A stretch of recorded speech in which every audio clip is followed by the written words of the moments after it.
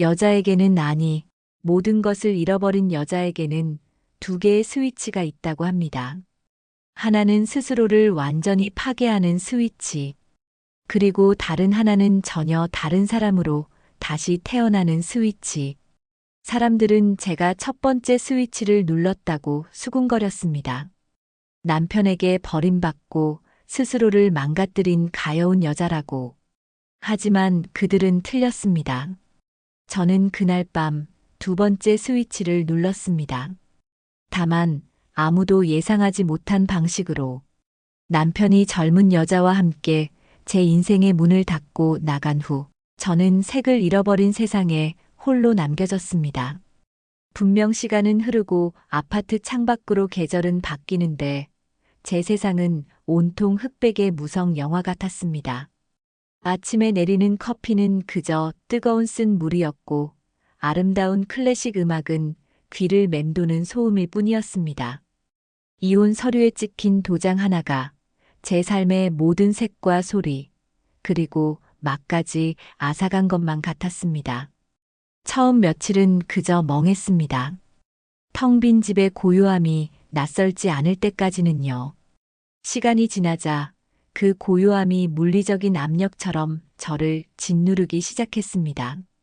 밤이 되면 그가 늘 앉던 거실의 1인용 가죽 소파가 저를 노려보는 것 같았습니다. 저 소파에 앉아 그는 주말마다 리모컨을 쥔 채 꾸벅꾸벅 졸곤 했습니다.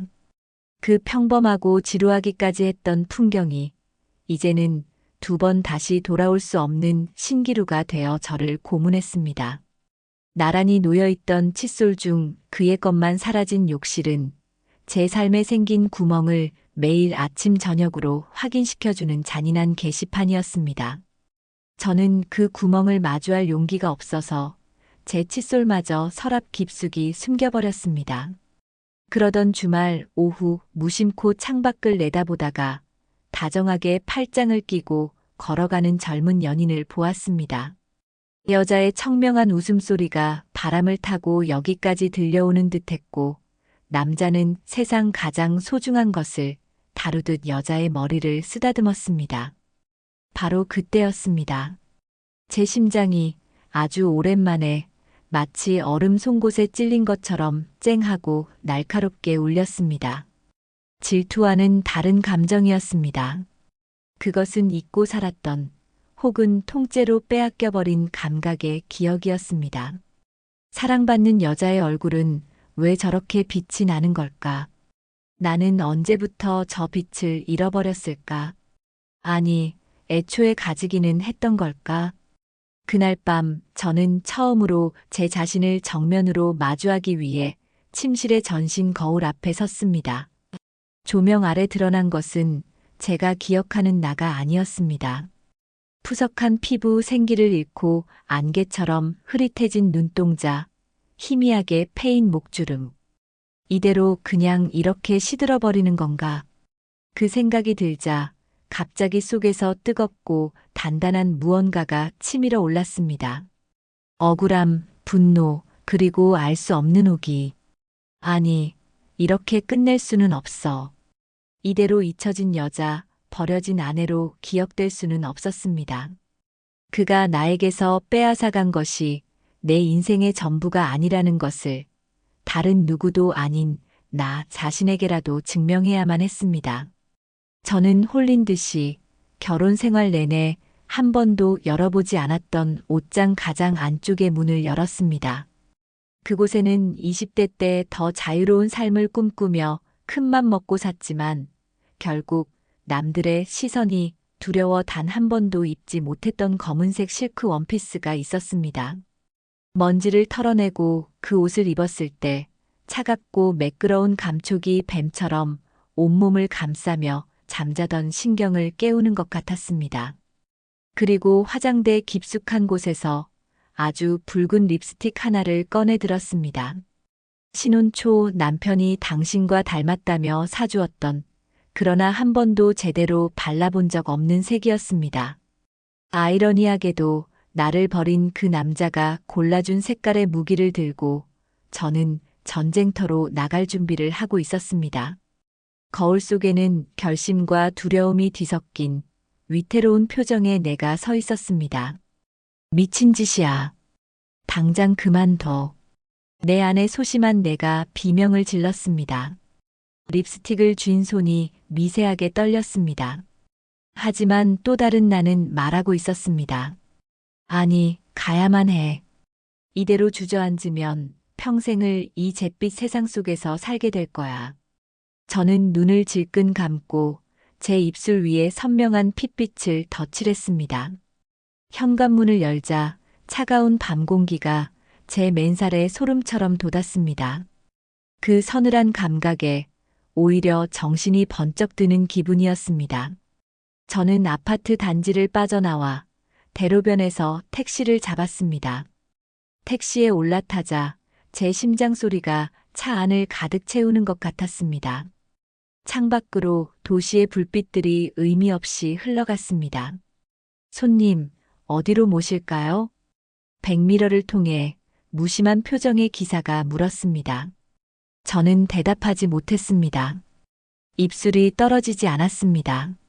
몇 초간의 무거운 침묵. 기사가 저를 이상하다는 듯 다시 쳐다보는 것이 느껴졌습니다.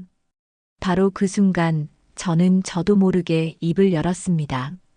제 목소리가 제 것 같지 않게 아주 낮고 은밀하게 울렸습니다. 기사님, 강남역 코리아 나이트클럽 앞으로 가주세요. 택시 문이 열리고 저는 다른 세상으로 내던져졌습니다. 고막이 아닌 온몸의 뼈를 직접 울리는 뽕짝 EDM. 수십 가지의 독한 양주와 값싼 과일 안주, 그리고 중년의 고독한 욕망이 뒤섞인 후텁지근한 공기. 그 모든 것이 거대한 파도처럼 저에게 밀려왔습니다. 입구에서부터 번쩍이는 촌스러운 네온 사인과 쉴 새 없이 손님을 이끄는 웨이터들의 분주한 움직임에 저는 압도당했습니다. 돌아가고 싶었습니다. 당장이라도 택시를 다시 잡아타고 안전하지만 색채 없던 나의 세계로 도망치고 싶었습니다. 제 안에 소심한 아이가 제발 그만두라고 비명을 지르고 있었습니다. 하지만 저를 태우고 온 택시는 이미 매정하게 떠나버렸고 저는 이 혼돈의 섬에 홀로 남겨졌습니다. 등 뒤에서 닫힌 문은 이미 과거가 되어버렸습니다. 제가 머뭇거리고 서 있자 나비 넥타이를 맨 말쑥한 웨이터 한 명이 저를 발견하고는 곧장 다가왔습니다. 누님, 처음 오셨나 봐요. 이쪽으로 모시겠습니다. 편하게 계시면 제가 좋은 인연으로 만들어 드리겠습니다. 그의 능숙하고도 정중한 태도에 저는 얼떨결에 그를 따라갔습니다. 그는 저를 시끄러운 홀의 중앙, 붉은 벨벳 소파가 놓인 테이블로 안내했습니다. 제 주변에는 저처럼 혼자 혹은 둘이서 온 여자들이 무심한 표정으로 무대 위 가수의 노래를 듣거나 혹은 초조하게 핸드폰을 만지작거리고 있었습니다. 우리 모두는 이 거대한 수족관 속에서 누군가의 선택을 기다리는 물고기 같았습니다. 웨이터가 서비스라며 내어온 과일 접시를 앞에 두고 저는 맥주를 물처럼 들이켰습니다. 얼마 지나지 않아 그 웨이터가 다시 다가왔습니다. 누님, 저쪽 룸에 괜찮은 사업가분들이 계신데 잠시 실례해도 되겠습니까? 저는 심장이 철렁 내려앉는 것을 느끼며 마지못해 고개를 끄덕였습니다.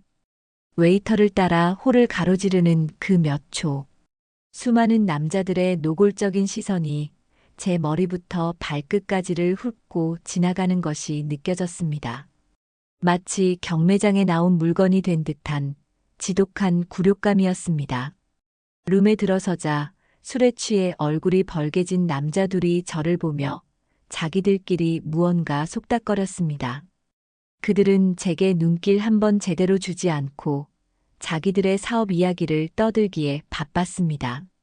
저는 투명인간처럼 앉아 어색하게 술잔만 만지작거렸습니다. 5분쯤 지났을까 웨이터가 귀신 같은 타이밍에 들어와 저를 구해냈습니다. 누님, 다른 좋은 분들도 기다리셔서요. 자리로 돌아오는 길 다리에 힘이 풀려 주저앉을 뻔했습니다. 두 번째 부킹은 더 최악이었습니다. 이번엔 조용한 테이블의 남자였지만 그는 대놓고 제 얼굴과 몸을 훑어본 뒤 짧게 한숨을 쉬며 고개를 돌려버렸습니다. 그 순간 제 안에 있던 마지막 자존심마저 산산조각 나는 것 같았습니다. 역시 나는 안 되는구나. 이 나이에 이런 곳에 온 내가 미친 여자지. 저는 지독한 자기 혐오에 빠져 모든 것을 포기하고 가방을 챙겨 일어서려 했습니다. 바로 그때 담당 웨이터가 제 표정을 읽고는 다급하게 다가왔습니다. 누님, 제 얼굴 봐서 딱 한 군데만 더 가보시죠. 이번 분은 정말 다릅니다. 점잖고 혼자 조용히 술 드시는 분입니다. 제가 보장합니다. 그의 간절한 설득에 저는 마지막 지푸라기라도 잡는 심정으로 그를 따라 나섰습니다.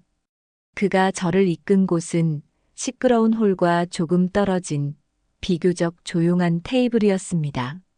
그곳에 한 남자가 무대도 다른 여자들도 아닌 자신의 술잔을 가만히 내려다보며 혼자 앉아 있었습니다. 제가 맞은편에 앉자 그는 천천히 고개를 들었습니다. 그리고 우리의 눈이 마주쳤습니다.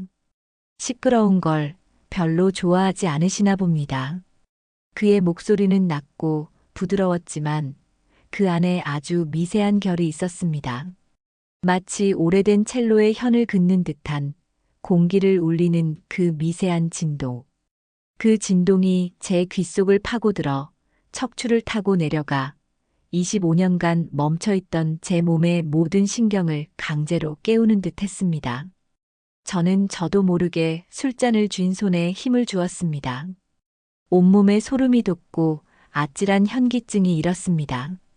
이것은 감정이 아니었습니다. 순수한 물리적 반응. 내 몸이 먼저 알아챈 위험하고도 황홀한 신호였습니다. 제 인생을 통틀어 단 한 번도 느껴보지 못했던 낯선 감각.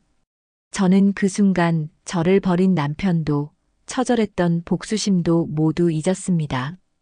그저 이 남자의 목소리를, 이 나른하고도 위험한 진동을 조금 더 느끼고 싶다는 원초적인 욕망만이 남았습니다. 네, 사실은 이런 곳은 처음이에요. 제 목소리가 저도 모르게 흘러나왔습니다. 떨리고 있었지만 이상하게도 솔직했습니다. 그는 제 대답에 희미하게 미소 지었습니다. 그 미소가 제 마음의 빗장을 스르르 여는 것 같았습니다. 그날 밤 우리는 많은 대화를 나누지 않았습니다.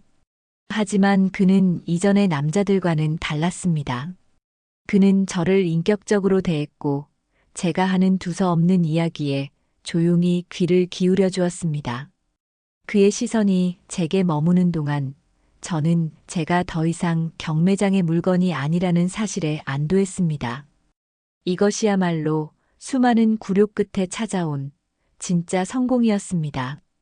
정해진 시간이 끝나고 저는 웨이터를 따라 제자리로 돌아왔습니다. 하지만 이번에는 발걸음이 가벼웠습니다. 심장은 터질 듯이 뛰었고 머릿속은 온통 그의 목소리로 가득했습니다. 자리에 앉아 흥분을 채 가라앉히기도 전에 담당 웨이터가 승리의 미소를 지으며 제게 다가왔습니다. 그는 아무 말 없이 제 테이블 위에 작은 메모지 하나를 조심스럽게 내려놓았습니다. 저는 떨리는 손으로 그 메모지를 펼쳤습니다. 그 위에는 제가 조금 전까지 그토록 갈망했던 남자의 것이 분명한 힘있고 단정한 글씨체가 적혀 있었습니다. 잠시 밖에서 뵐 수 있을까요? 떨리는 손으로 저는 그 남자의 쪽지를 단단히 움켜쥐었습니다. 제 안의 소심한 여자는 이건 미친 짓이야. 당장 집으로 가라고 비명을 질렀지만 25년 만에 깨어난 제 몸의 감각들은 아니, 이 전율을 놓치지 말라고 아우성치고 있었습니다. 저는 결국 제 몸의 목소리를 따르기로 했습니다. 그를 따라 나선 호텔의 복도는 제 인생의 루비콘강이었습니다. 이 강을 건너면 다시는 예전의 나로 돌아갈 수 없다는 것을 알았습니다. 그날 밤 저는 저를 잊고 있었습니다.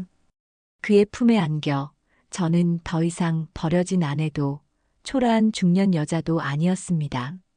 저는 그저 한 남자의 모든 욕망을 오롯이 받아내는 뜨거운 여자였습니다. 남편이 단 한 번도 깨워주지 못했던 내 안에 있는 줄도 몰랐던 관능의 샘이 낯선 남자의 손길에 의해 터져버린 것입니다. 꿈 같은 시간이 지나고 아침이 밝아왔을 때 그는 제게 전화번호를 묻지 않고 떠났습니다. 저 또한 그의 이름을 묻지 않았습니다. 우리는 서로에게 아무것도 아니었지만 바로 그 사실이 그 하룻밤을 더욱 완벽하고 신비롭게 만들었습니다. 문제는 그가 떠난 후였습니다. 집으로 돌아온 저는 다시 잿빛 세상에 갇혔습니다. 하지만 이제 제 세상은 예전과 달랐습니다. 그날 밤의 기억, 그의 목소리가 만들었던 그 미세한 진동, 제 모든 신경을 깨웠던 그 짜릿한 전율이 마치 강력한 마약처럼 제 뇌리에 박혀 일상을 좀먹기 시작했습니다. 밥을 먹다가도 청소를 하다가도 불현듯 그의 손길이 느껴지는 듯해 심장이 내려앉곤 했습니다. 미칠 것 같았습니다. 그 감각을 다시 느끼고 싶었습니다. 하지만 그에게 연락할 방법은 어디에도 없었습니다. 이름도 번호도 모르는 남자. 그는 하룻밤의 신기루처럼 사라져버렸습니다. 절망적인 상실감이 저를 덮쳤습니다. 이대로 다시 그 무채색의 세상으로 돌아가야 한단 말인가. 한번 맛본 그 황홀경을 영원히 잊고 살아야 한단 말인가. 아니, 그럴 수는 없었습니다. 제 안에 은밀한 욕망이 속삭였습니다. 그 남자는 찾을 수 없어. 하지만 그 전율을 느꼈던 그 장소는 알고 있잖아. 그래, 그곳에 가면 그를 만날 수는 없어도 그와 같은, 아니, 그를 능가하는 다른 남자를 만날 수 있을지도 모릅니다.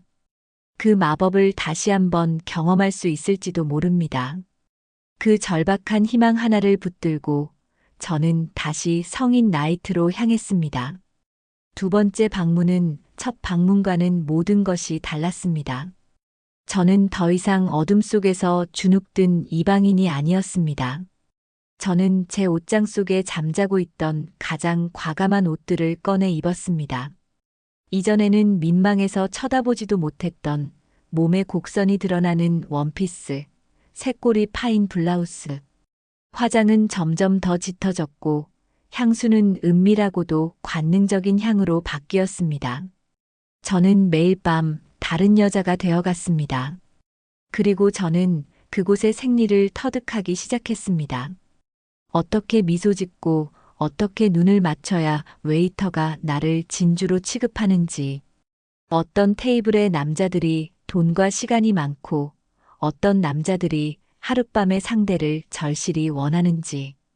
저는 더 이상 웨이터가 이끄는 대로 수동적으로 끌려다니지 않았습니다. 오히려 제가 먼저 웨이터에게 눈짓을 보내 원하는 테이블을 고르기도 했습니다. 저쪽 테이블 괜찮아 보이네요. 제 말 한마디에 웨이터는 굽실거리며 저를 그곳으로 이끌었습니다.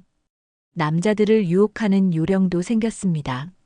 처음에는 연약하고 상처받은 척 남자의 보호 본능을 자극하다가도 그가 완전히 넘어왔다 싶으면 언제 그랬냐는 듯 차갑고 도도한 유부로 돌변했습니다.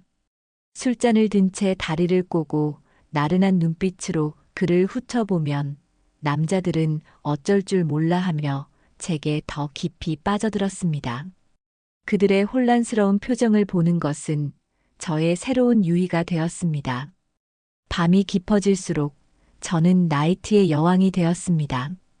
오늘의 남자, 내일의 남자는 모두 달랐습니다.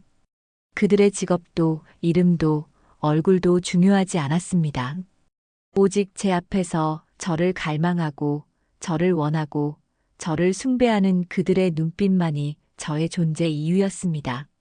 저는 그들의 욕망을 먹고 사는 이 어둠 속의 흡혈귀가 되어가고 있었습니다. 저는 더 이상 버려진 여자가 아니었습니다. 저는 남자들을 선택하고 그들의 하룻밤을 지배하는 이 수렁의 지배자였습니다. 그러던 어느 금요일 밤이었습니다. 그날도 저는 몇 명의 남자들을 만나고 그들의 시시한 찬사를 즐기고 있었습니다. 잠시 화장을 고치러 들어간 화장실의 화려한 조명 아래에서 저는 거울 속의 저를 보고 잠시 낯설어 했습니다. 짙은 화장, 과감한 옷차림, 그리고 모든 것을 꿰뚫어 보는 듯한 교만한 눈빛. 그때였습니다. 제 옆에서 화장을 고치던 한 젊은 여자가 저를 힐끗 보더니 경멸과 시기심이 뒤섞인 미묘한 표정으로 피식 웃었습니다. 그리고 그녀가 제게 들릴 듯 말 듯 속삭였습니다. 아줌마, 여기서 사시나 봐요? 그 젊은 여자가 경멸과 시기심을 담아 뱉어낸 그 한마디는 날카로운 유리 조각이 되어 제 심장에 박혔습니다. 화장실의 화려한 조명 아래 거울 속에 비친 제 얼굴 위로 그녀의 비웃음이 겹쳐 보였습니다. 저는 애써 태어난 척 립스틱을 고쳐 바르는 손길에 더 집중하려 했습니다. 어린 것의 질투일 뿐이야. 내가 이 구역의 여왕이라는 증거지. 그렇게 스스로를 위로했지만 이미 제 견고한 성에는 균열이 가기 시작했습니다. 그 한마디가 제가 애써 외면하고 있던 진실, 즉, 나는 이 어둠 속에서 소비되고 있을 뿐이라는 사실을 정면으로 가리키고 있었기 때문입니다. 화장실을 나왔을 때 나이트의 모든 풍경이 다르게 보이기 시작했습니다. 저를 향하던 남자들의 뜨거운 시선은 더 이상 숭배가 아닌 값을 매기는 듯한 음흉함으로 느껴졌습니다. 웨이터의 굽실거리는 친절은 저를 위한 존중이 아닌 더 많은 술값을 받아내기 위한 상술로 보였습니다. 제 마법이 풀리기 시작한 것입니다. 불안해졌습니다. 이 마법이 완전히 풀리기 전에 더 강력한 성공, 더 짜릿한 정복으로 이 불안을 잠재워야만 했습니다. 저는 그날 밤 평소보다 더 절박하고 조급했습니다. 제 안의 이성과 소심함이 그만 이제 집으로 가라고 경고했지만 중독된 영혼은 더 큰 자극을 갈망했습니다. 저는 제 담당 웨이터에게 평소라면 피했을 법한 가장 부유하고 오만해 보이는 테이블을 가리켰습니다. 저 남자를 무너뜨리면 이 불안감 따위는 사라질 거야. 그것은 제 마지막 도박이었습니다. 그 남자는 이전의 남자들과는 차원이 달랐습니다. 그는 저를 유혹하려 하지 않았습니다. 대신 명품 시계를 찬 손목으로 술잔을 흔들며 마치 물건을 감정하듯 저를 훑어보았습니다. 그의 눈빛에는 저에 대한 호기심이나 욕망이 아니라 내가 오늘 나를 즐겁게 해줄 수 있나? 하는 차가운 평가만이 담겨 있었습니다. 제가 공들여 준비한 연약함과 도도함을 오가는 유혹의 기술은 그에게 전혀 통하지 않았습니다. 그는 그저 돈으로 모든 것을 살 수 있다고 믿는 오만한 포식자였습니다. 모든 위험 신호가 제 머릿속에서 울렸지만 저는 멈출 수 없었습니다. 여기서 물러서는 것은 그 젊은 여자의 비웃음 앞에서 패배를 인정하는 것과 같았기 때문입니다. 저는 결국 그 남자를 따라 나섰습니다. 다음 날 아침 저는 낯선 호텔의 차가운 침대에서 눈을 떴습니다. 옆자리는 비어 있었고 방 안에는 소독약 냄새와 제 비참함만이 떠다니고 있었습니다. 간밤의 기억은 파편처럼 흩어져 굴욕적인 순간들만 날카롭게 저를 찔렀습니다. 그는 저를 여자로 대한 것이 아니었습니다. 그저 돈으로 산 하룻밤의 장난감으로 취급했을 뿐입니다. 협탁 위에는 구겨진 지폐 몇 장이 마치 화대처럼 무심하게 던져져 있었습니다. 그 지폐를 보는 순간 제 안에 무언가가 와르르 무너져 내렸습니다. 저는 비틀거리며 욕실로 향했습니다. 그리고 거울을 본 순간 저는 숨을 쉴 수가 없었습니다. 거기에는 제가 한 번도 본 적 없는 영혼까지 완전히 파괴된 여자가 서 있었습니다. 짙은 화장은 눈물과 뒤엉켜 흉측하게 번져 있었고 쾌락에 절어 공허해진 눈동자에는 아무런 빛도 없었습니다. 나는 여왕이 아니었습니다. 나는 그저 이 도시의 밤을 떠도는 가장 값싼 여자였을 뿐입니다. 증명? 무엇을 증명했는가? 내가 얼마나 쉽게 망가질 수 있는지, 내 자존심이 얼마나 하찮은 것인지를 증명했을 뿐입니다. 나를 버린 남편보다 나는 나 자신을 더 잔인하게 버리고 있었습니다. 그 처절한 자각 앞에서 저는 무너져 내렸습니다. 바닥에 주저앉아 소리도 내지 못한 채 짐승처럼 오열했습니다. 얼마나 시간이 흘렀을까?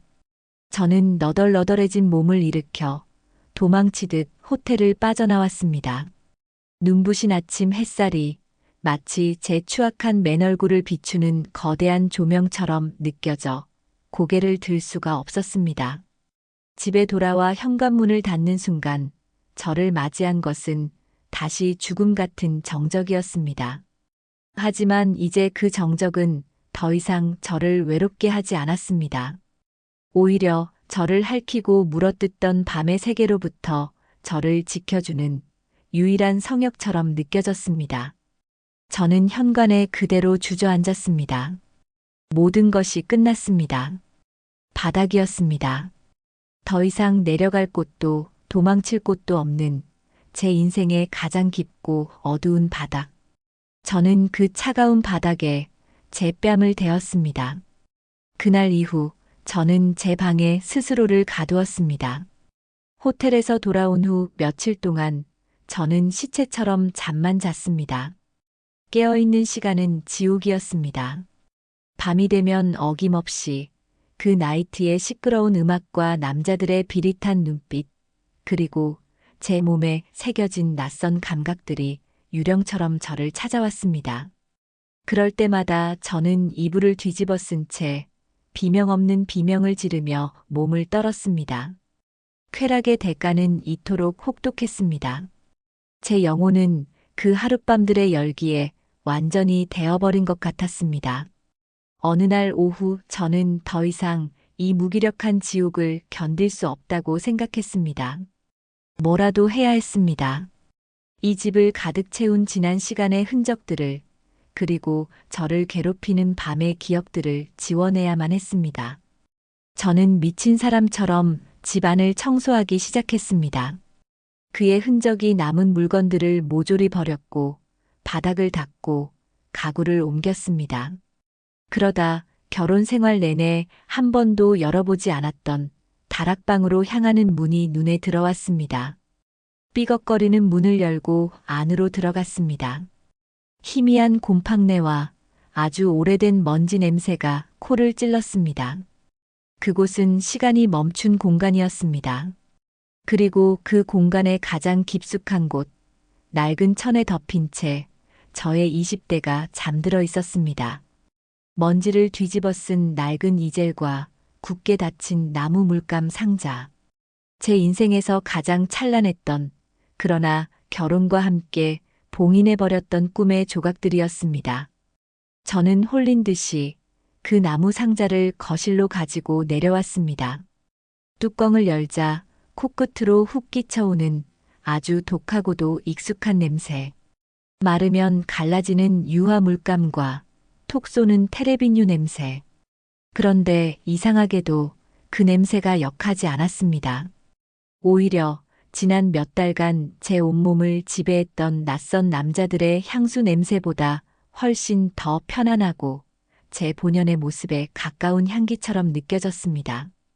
저는 떨리는 손으로 25년 만에 다시 붓을 잡았습니다. 하얀 캔버스는 모든 것을 잃어버린 제 마음처럼 텅 비어 있었습니다. 그 위압적인 순백 앞에서 저는 한참을 망설였습니다. 내가 과연 이 텅 빈 공간을 다시 채울 수 있을까? 하지만 저는 팔레트 위에 물감을 짜기 시작했습니다. 빨강, 노랑, 파랑. 그 원색의 물감들이 제 칙칙한 세상 속으로 들어오는 첫 번째 빛깔이었습니다. 그리고 캔버스 위로 첫 번째 붓 터치를 감행했습니다. 바로 그 순간이었습니다. 세상의 모든 소음이 멎었습니다. 나를 경멸하던 젊은 여자의 목소리도, 나를 할퀴었던 남자들의 기억도, 그리고 무엇보다 나 자신을 좀먹던 혐오의 속삭임도 물감 속에 녹아 끈적하게 섞여 들어가는 듯 했습니다. 저는 오직 캔버스와 붓과 물감의 색채에만 집중했습니다. 어떤 색을 섞어야 내가 원하는 바다색이 나올까? 붓의 어떤 면을 사용해야 거친 파도의 질감을 표현할 수 있을까? 저는 그 과정에서 모든 것을 잊었습니다. 나를 버린 남자도, 나를 스쳐간 남자들도, 그리고 거울 속에 그 처참했던 내 모습까지도. 그림을 그리는 동안 저는 온전히 나로 존재할 수 있었습니다. 그 누구의 아내도, 그 누구의 하룻밤 상대도 아닌 그저 자신의 세계를 창조하는 한 명의 창작자로. 해가 지고 달이 뜨는 줄도 몰랐습니다.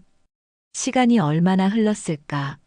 정신을 차렸을 때 창밖은 이미 어둑해져 있었고 거실에는 노을의 마지막 빛이 길게 들어와 있었습니다. 저는 붓을 내려놓고 제 그림을 바라보았습니다. 아직 미완성이지만 캔버스 위에는 저의 고향 바다, 그 쓸쓸하고도 아름다운 해질녘의 풍경이 펼쳐지고 있었습니다. 저는 더 이상 낯선 남자의 눈동자 속에서 저의 가치를 찾지 않을 것입니다. 이 텅 빈 캔버스 위에서 나의 색으로 나의 상처와 나의 희망을 그려나갈 것입니다. 이 그림의 끝에 무엇이 있을지는 알 수 없습니다. 완성된 그림이 걸작일지 혹은 실패작일지도 모릅니다. 하지만 이 모든 과정이 온전히 나의 것이라는 사실 하나만으로도 저는 충분합니다. 그때 제 눈에 팔레트 위에 짜놓은 선명한 핏빛의 카드뮴 레드 물감이 들어왔습니다. 제가 전쟁터에 나가는 군인처럼, 갑옷처럼 입술에 덧칠했던 바로 그 색이었습니다. 한때 저는 저 붉은색을 무기처럼 두르고 밤의 여왕이 된 듯한 착각 속에 살았습니다. 그 색이 제게 안겨준 것은 짜릿한 전율이었지만 그 끝은 결국 잿더미뿐인 상처와 지독한 자기 혐오였습니다. 하지만 이제 저는 압니다. 그 위태롭고 어리석었던 나 또한 지금의 나를 만든 하나의 조각이라는 것을, 지워버리고 싶은 과거가 아니라 끌어안고 가야 할 나의 풍경이라는 것을. 저는 조용히 붓을 들어 그 붉은 물감을 캔버스 위 노을의 가장자리에 아주 희미하게 섞었습니다. 가장 뜨거웠던 상처의 색은 이제 가장 아름다운 풍경의 일부가 되었습니다. 나의 사막은 그렇게 비로소 나의 풍경이 되어가고 있었습니다.